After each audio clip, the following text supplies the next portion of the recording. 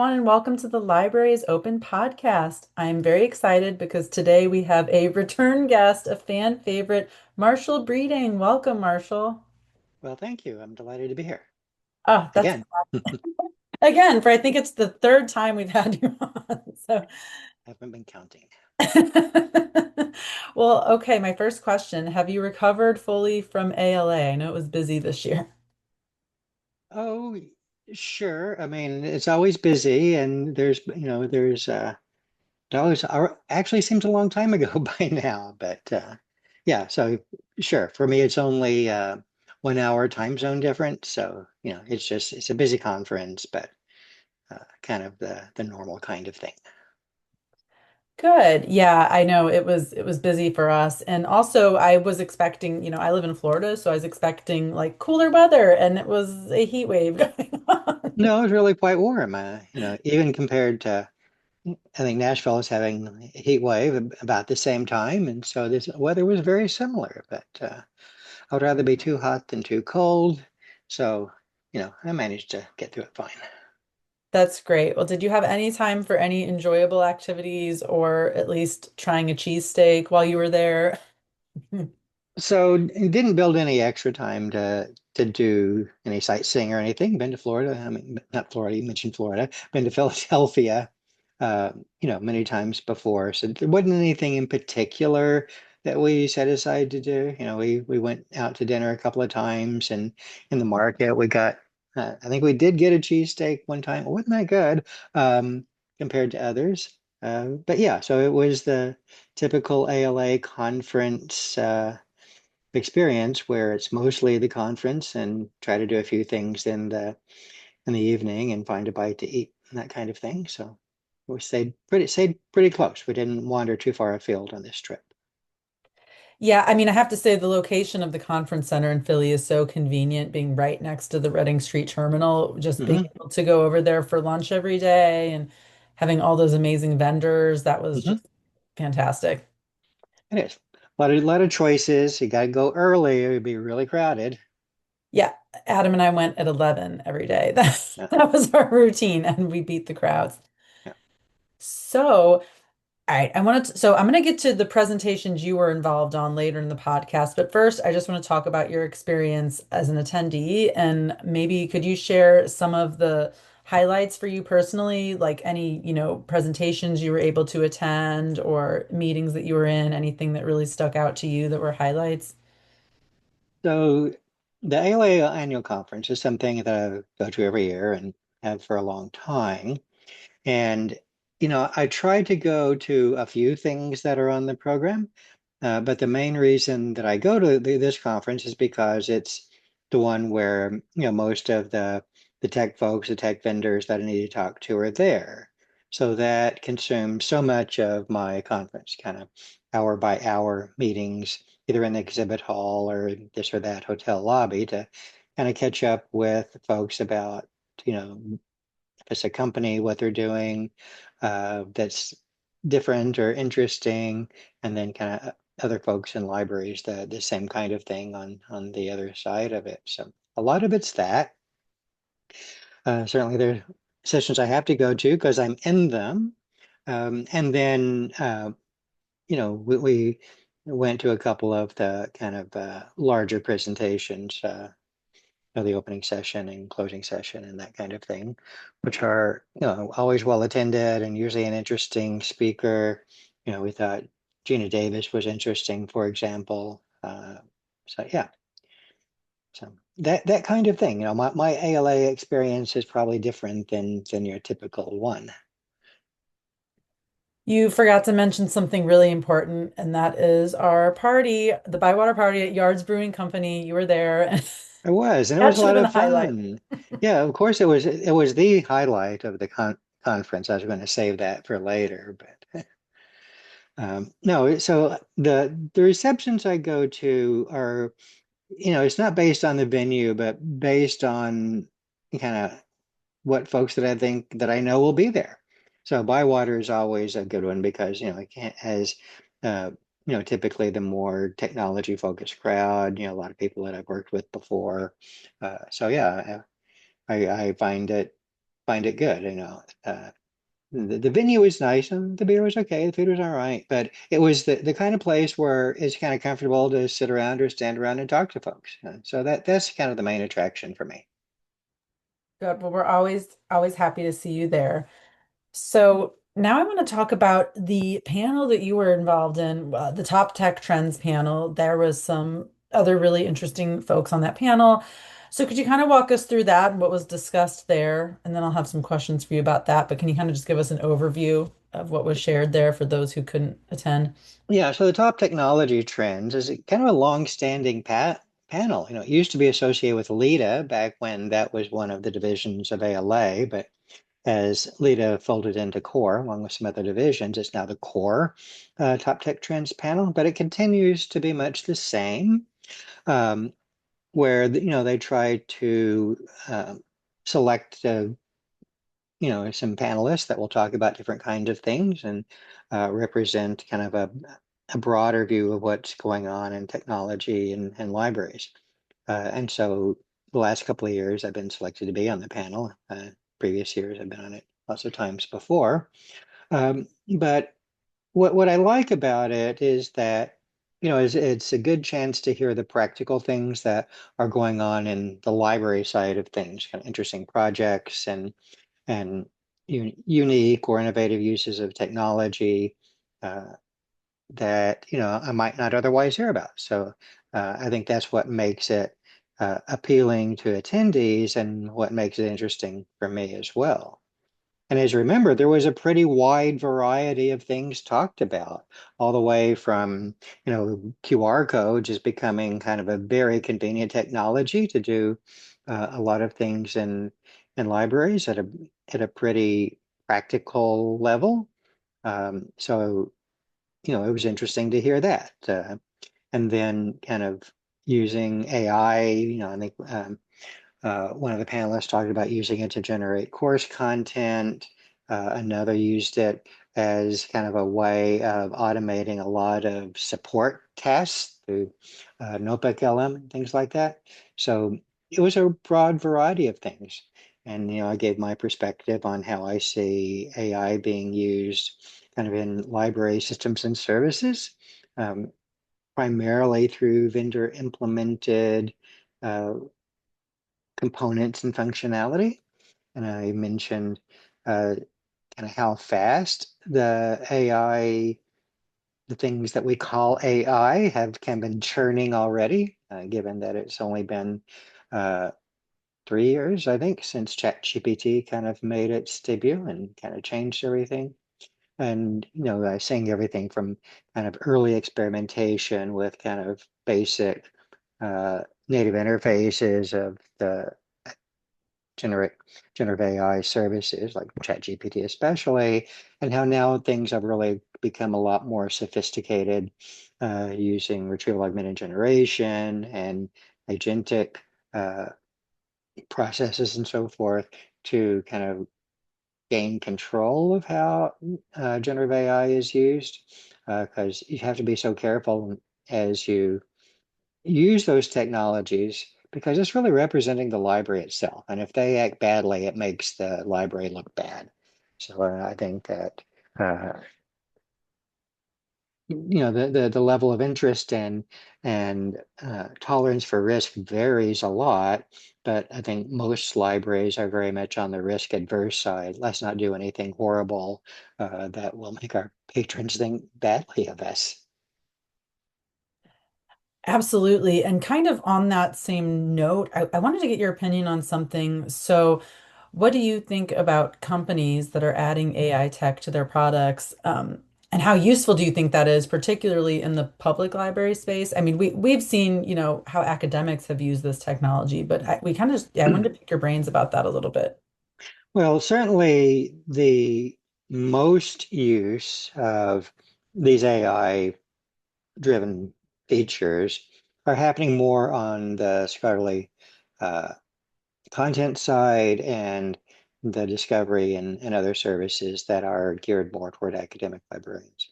But I think that's where AI has maybe a more interesting or appropriate use case where there's some, there are millions, if not billions, of articles to find scholarly content to in response to any given research topic, that having some help with that is a good thing as long as it's trustworthy and vetted and all of that. And those are the key topics there.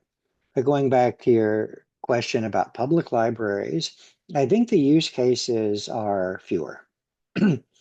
That, you know, when you're looking in a library's catalog for things that the library has, it's hard to say how AI helps that.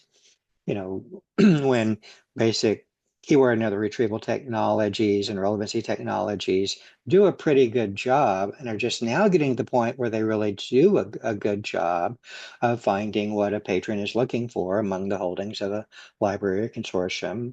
Uh, so, you want to be careful not to mess with that in a bad way. You should only use the technology when it adds value, when it makes things better than they were. So, been watching the evolution of kind of public library discovery systems for a long time, and there are a lot of things that uh, the earlier versions didn't do well that are actually working quite well now, having to do more with kind of helping patrons find the things that they're uh, looking for, regardless of format, being able to easily get to, digital content, print versions, ebooks, and all of that. And, that those user interfaces are, I think, at a pretty good level now. So what can AI bring to that? That's a harder question for the public library environment. So part of it might have to do with recommendation engines, though the current ones that are not based on AI are doing pretty well, but they miss things. So if it if you think about what you want to do to be able to help the patron find things they wouldn't have found otherwise, that might be a more fertile area than others. But I think that you know, as I said before, you have to be really careful about that if you want to protect the library's kind of brand and image and so forth. Um, the like the chatbots that we're seeing all over in the commercial space, where previously you might have interacted with a human when you have a question about a product or a service, like your phone bill or something. Now all of those are generative AI driven, powered. Uh, And sometimes they're kind of ridiculous. They send you in these circles and don't really uh, get you to the answer. I've had personal experience of that. Uh, so a lot of the chat services that libraries use are powered by librarians. And so it's a pretty big stretch to think that a generative AI uh, bot or service or agent is going to be able to improve on that uh, in a way that will help patrons. What problem are you trying to solve? Are there not enough librarians in the library to be able to interact with patrons? I don't think that's the case. When you're talking about big business, the call volumes are probably such that they have the need to be able to uh, use more automation to be able to provide better service. But I don't think libraries are quite in the same situation. Kind of rambled. I'm not sure that got to your real question. No, that was great. Thank you for your insights on that. And something that I forgot to mention, which I should have mentioned at the beginning of that question, was that our very own Bywater's very own Brian Pitchman was on the panel. And Mhm. so it was really Was interesting. Yeah, it's always interesting to hear what Brian's up to because, his work on the Evolve project has always kind of been at the forefront of innovation. And, some of the things that I thought was really interesting that he was sharing was this is not on what the topic of what we were just talking about, but some of the offline uses of AI and how, it's been used in predicting weather patterns and using it offline, which isn't as draining on the energy grid. So just really interesting stuff came up in that conversation. Yeah, in other contexts, he's always been good about finding kind of gadgets and technologies that can be in library maker spaces or other contexts where, it can use, something uh, that is practical and technology based to be able to kind of get more kind of innovation and I want to say interaction, with folks that are using a library. Exactly. It's always really, really interesting to hear what he is using in his technological world. So I kind of want to shift to another panel that you were involved in. You every year you host the Executive Perspectives panel, Mhm. and this year, while there was not a Bywater member on the panel, I still want to talk about that a little bit. So could you maybe give the wrap up of that panel? I wasn't at that one, so I missed it. Well, so it's a panel that I've been organizing for 10 years. I think I started in 2015, if I looked at my own history correctly. And so unlike the top tech trends, which is more library uh, driven, the panelists are folks who are in a library, that this is vendor oriented, get different vendors to be able to talk about kind of what they're doing uh, that might be interesting and different and noteworthy. So the trick, the issue that I have every year is to try to get kind of a diverse set of voices and perspectives. Big companies, little companies, for profit, nonprofit, open source, proprietary. And, that's kind of what I'm looking for. And so this year's panel, I was able to to get folks that I think were pretty diverse. Um, you have to. So we had the bigger companies. So we had Tom Jacobson, part of Innovate, which is part of Clarivate, a big company that has a for-profit company with mostly proprietary products. And then we had John McCullough from OCLC, a nonprofit organization, but again with proprietary software. We had Lisa Carlucci, head of Equinox, nonprofit company, open source software. So kind of all those different combinations, I think, play off of each other and kind of lead to good conversations. Uh, but the one that I thought was especially interesting was having Maria Wassing, who's from this company called Axial, based in Scandinavia in Sweden, which that they weren't even exhibiting at the conference, but I knew she was going to be there and thought it would be good to give that perspective. And the overall topic of the panel this year was, how are vendors kind of responding and advocating for libraries with all of these kind of crazy issues that are going on and in politics and so forth. Uh, and what I asked her about, and she gave a good answer, was that, other countries aren't having these same issues. In Scandinavia, libraries are very well supported. They're very well funded. There aren't these issues of book banning and censorship. So that kind of glimmer that, it doesn't have to be uh, the way that we see it kind of in North America.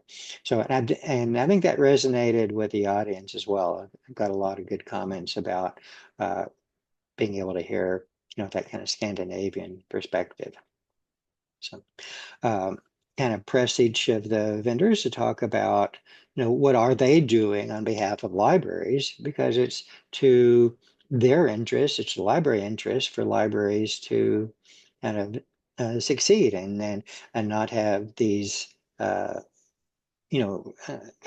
in funding and efforts to kind of control the materials that they offer to their public. So, I thought that was a good conversation, and each of them had kind of positive things to say about, uh, what they are doing on behalf of libraries as their customers. So I thought that was a good conversation. And of course, I ended up talking about AI to a certain extent too, and there was some good back and forth. I think kind of part of it going back to the question that you asked earlier, where some of the larger companies were talking about some of the new things they're doing with AI and ANet search and those kind of things. And the pushback from the public library side is, this isn't necessarily what we want yet. So that kind of led to an interesting little exchange that I think people appreciated. So that kind of leads me into another question. Something else that has come up in the industry is the issue of malicious bots. And I wanted to hear if you have heard any other companies in the industry talking about this issue and how they are addressing it, or if it came up on the panel at all. It didn't come up on the panel, maybe it did a little bit, I'm trying to remember, but it certainly came up in other contexts. And the issue is this, is that there has always been a lot of bot harvesting on the internet. That's what feeds the search engines, Google, Bing, and the traditional web search engines. Have they work because they're constantly scouring the web for content to make sure that they're up to date, uh, and then that they're able to kind of lead searchers to websites of interest that they're looking for. Uh, but with the last couple of years, and especially this year, the AI bots are much hungrier for content than the search engine bots ever were. And they're very aggressive and very badly behaved. They don't pay attention to anybody's rules. Search engine bots, there are technical ways to tell them to moderate their behavior, leave us alone altogether. This is how many pages you can requests you can make, per time. The robots.txt file has been a very practical uh, protocol for controlling search engine bots. But the AI bots don't follow any of those rules. They just blast your site mercilessly. I see that on my own site where I can have uh, typical, a typical baseline activity is 500 requests per minute. There are times it can be 5,000 pages per minute in bursts of activity when an AI bot decides to come my way. And I know that Bywater and others have had similar kinds of problems where, this kind of massive bombardment of requests from bots, it affects performance. If you're having to respond to that many bot requests, it means that the server can't uh, kind of keep up, with normal requests. So what are the technologies you can use to moderate that? So I struggle with that as well. And I know that Bywater has come up with implementing a solution that has worked well for that through CloudFront. Um, and it comes up in other contexts as well. I think a lot of the larger scale organizations are already using these type of content uh, de management platforms that take care of some of that, but not all of it. The the thing that I've heard more is from the library side, where they're saying that, well, their statistics, their user statistics just don't make sense. They're double or triple or what they were, and they don't think that reflects reality. And again, that's because these AI bots uh, aren't following the rules as far as identifying themselves as bots and not real people or real web browsers meant being used by real people. Uh, so it is kind of making a mess of things, and it's hard, and it kind of changes the balance of things where they're kind of aggressively harvesting content and not really doing much for those who are providing content.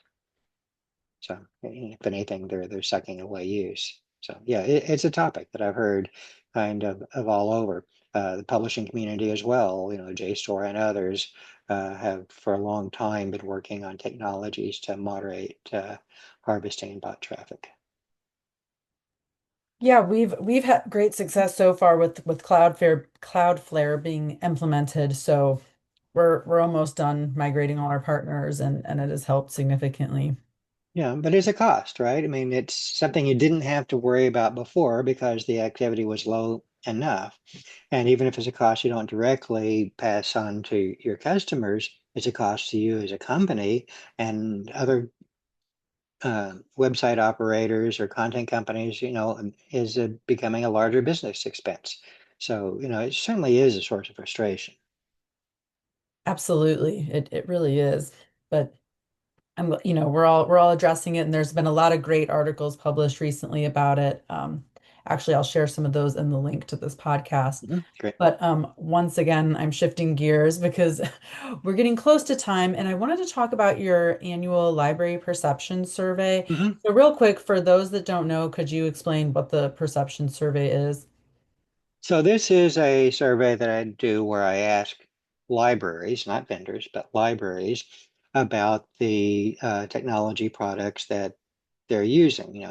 Uh, perceptions, what's their perception of how what the functionality is, what's the perception of how good support is, and um, is it is the print functionality versus electronic functionality and so forth.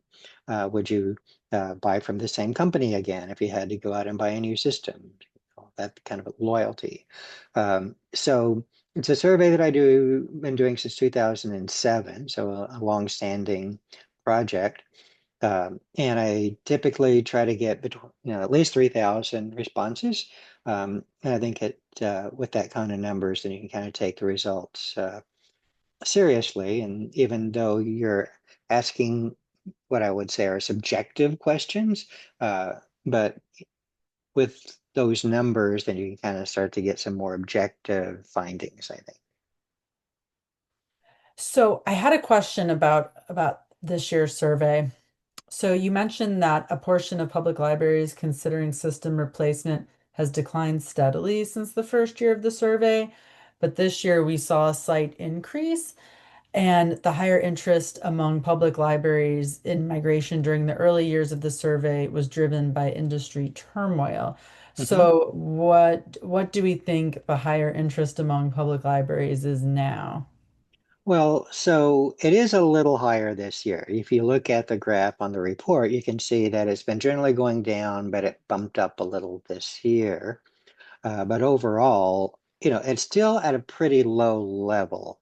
Um, so there are different ways to look at it. Libraries don't kind of make snap decisions about going out for a new system. So, this is demand driven by factors such as budgets. Now they have funding, though where they might have not had funding for a while, kind of show pent up demand. And kind of coming off the kind of pandemic era, this is a time where libraries can kind of come back around to that question that they may have otherwise postponed.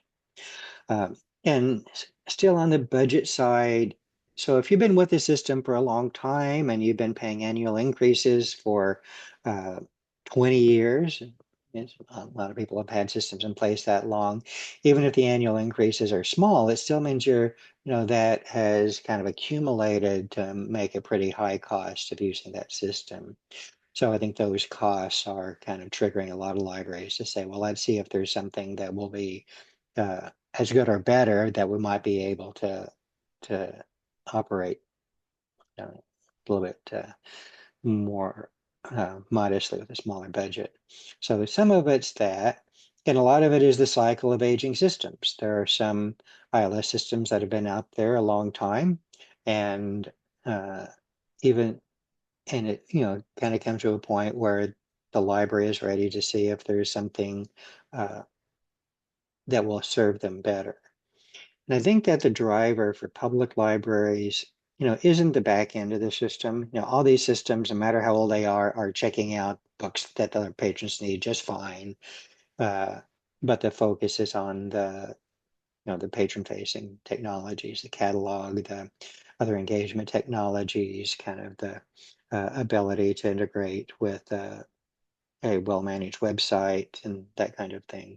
So I think there's just more of that going on. It'll be interesting to see if the same pattern that you noticed for this one year continues next year.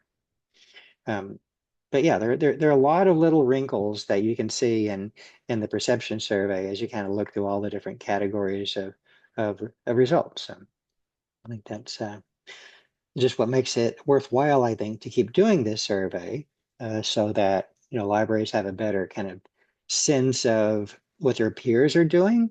So that if they're saying, "Well, we're looking for a new system," yeah, a lot of other people are too. I think we're not out uh, in left field or anything about that. So I do plan to keep doing it and see what kind of results we get in the future. Good. Yeah, we always get a lot of great insights from that report every year. So thank you for staying committed to it. And, we're going to share the link to that in the notes as well and encourage everybody to participate in next year's survey. Hmm. If you've never participated in this survey before, it's a great way to share your insights and thoughts about your library technology. Yeah, So, everybody will respond, and I appreciate it when the various vendors are able to kind of nudge their customers to be able to respond. Some of the yeah. response to the blast of email they get from me and things on social media, but also having vendors kind of work with their customers to say, yeah, it helps all of us if you respond. Yeah, absolutely. So, Marshall, is there anything else you want to add before we wrap up today's episode? I think we've covered a lot of ground. Nothing exciting is jumping to mind right now. So yeah, it's been an interesting conversation, and maybe I'll be back again. Oh, you'll definitely be back as long as you're. We love having you. I think this is an annual tradition after all the big conferences to have you on. So, thank you so much for being here and have a great day. Yeah, very welcome.